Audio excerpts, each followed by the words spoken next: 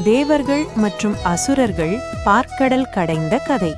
ஒரு காலத்தில் தேவர்களும் அசுரர்களும் ஒரே உலகில் வாழ்ந்து வந்தனர். தேவர்கள் தர்மத்தையும் நீதியையும் பின்பற்றினார்கள். அசுரர்கள் சக்தி, ஆணவம் மற்றும் ஆதிக்கத்தையே முக்கியமாக கருதினார்கள். ஒரு காலகட்டத்தில் தேவர்கள் தங்களின் சக்தியையும் அமரத்தன்மையையும் இழக்கத் தொடங்கினார்கள். இதனால் அசுரர்கள் வலிமை பெற்று தேவர்களை துன்புறுத்த ஆரம்பித்தனர்.